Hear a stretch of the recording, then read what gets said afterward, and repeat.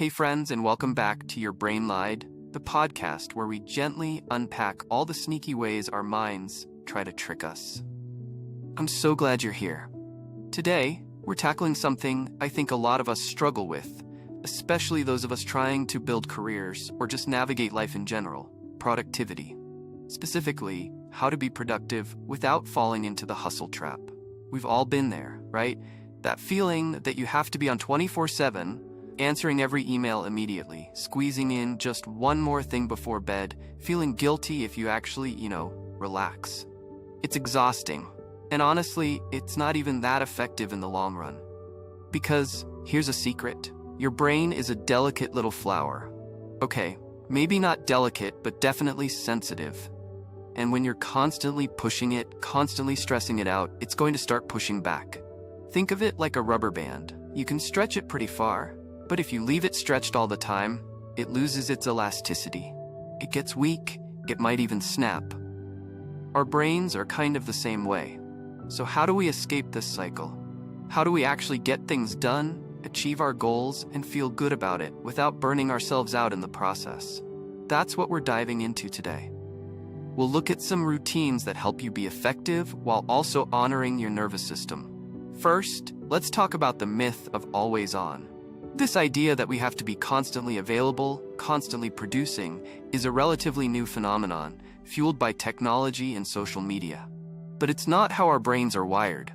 Our brains actually work best in cycles, periods of intense focus followed by periods of rest and recovery. Think of it like sprints and recovery jogs, not a marathon at top speed. Imagine someone working in an office, constantly responding to emails the second they arrive. They might feel productive, but they're also constantly switching gears, interrupting their train of thought, and draining their mental energy. By the end of the day, they're probably exhausted and haven't actually accomplished much of real substance. Compare that to someone who sets aside specific times for checking email, maybe 3 times a day. During those times, they focus intensely on responding to messages, but the rest of the time, they can dedicate their full attention to other tasks without the constant ping of notifications pulling them away. Which person do you think is going to be more effective and more relaxed in the long run? It's pretty clear, right? It's not about the quantity of time spent working, it's about the quality of that time. So how do we build these cycles of focus and rest into our lives? Well, it starts with understanding your own natural rhythms. Are you a morning person or a night owl? When do you feel most alert and energized? When do you tend to get distracted or fatigued? Once you have a better understanding of your own energy levels, you can start to schedule your day accordingly. Block out specific times for focused work when you're least likely to be interrupted. Turn off notifications, close unnecessary tabs, and let people know you're not available. Think of it like creating a little sanctuary for your brain, a safe space where it can focus and do its best work. Then, schedule in breaks and downtime, short breaks throughout the day to stretch, grab a snack, or just step away from your desk, and longer breaks for lunch, exercise, or spending time with loved ones. These breaks aren't a luxury, they're a necessity. They're what allow your brain to recharge and come back to work refreshed and ready to go. It is the recovery jog between sprints, not laziness. Another key element of productivity without hustle is setting realistic expectations. We often put so much pressure on ourselves to achieve everything. Right now, we compare ourselves to others. We feel like we're falling behind, and we end up pushing ourselves to the brink. But here's the thing. Everyone is on their own journey. And comparing yourself to others is a surefire way to feel inadequate and stressed. Instead, focus on setting achievable goals for yourself and celebrate your progress along the way.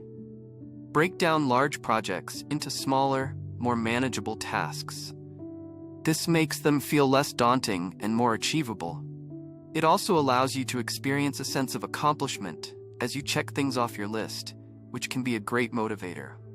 Imagine someone who wants to write a book.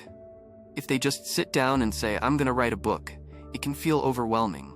But if they break it down into smaller steps, like write 1 chapter outline, write 500 words a day, or research one topic, it becomes much more manageable. And each time they complete one of those smaller tasks, they get a little boost of confidence and motivation. They start to feel like they're actually making progress, instead of just staring at a blank page feeling overwhelmed. And finally, let's talk about the power of saying no. This is a tough one for a lot of us, because we want to be helpful, we want to be liked, we don't want to disappoint people. But constantly saying yes to everything is a recipe for burnout. It means you're spreading yourself too thin, you're neglecting your own needs, and you're ultimately not able to give your best to anything. Learning to say no is about setting boundaries and protecting your time and energy. It's about prioritizing your own well-being so that you can be more effective in the long run. Think about someone who's always volunteering for extra projects at work, even when they're already feeling overwhelmed. They might think they're being a team player, but they're actually doing themselves and their team a disservice. Because when they're stretched too thin, they're more likely to make mistakes, to miss deadlines, and to feel resentful. And eventually, they're going to burn out and be less effective overall. Saying no doesn't mean you're selfish or lazy. It means you're being responsible and realistic about your own capacity. It means you're recognizing that you can't pour from an empty cup. The key is to be assertive but respectful. You can say no without being rude or dismissive.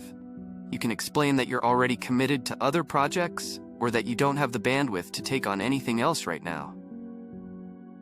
You can even offer alternative solutions, like suggesting someone else who might be a good fit for the task, or offering to help in a smaller way. The point is to find a way to decline without feeling guilty or compromising your own well-being. So to recap, productivity without hustle is all about working smarter, not harder. It's about understanding your own natural rhythms, setting realistic expectations, and learning to say no. It's about honoring your nervous system and recognizing that rest and recovery are just as important as hard work. It's like tending a garden. You can't just plant the seeds and expect them to grow without any care or attention. You need to water them, weed them, and protect them from the elements. Our brains are the same way. We need to nourish them, protect them, and give them the space they need to thrive. And when we do that, we can achieve amazing things, without sacrificing our well-being in the process. Because ultimately, productivity is not about how much you can get done in a day. It's about how much you can sustainably achieve over the long term. And that requires a different approach, one that is based on self-care, self-awareness, and a deep understanding of how our brains actually work.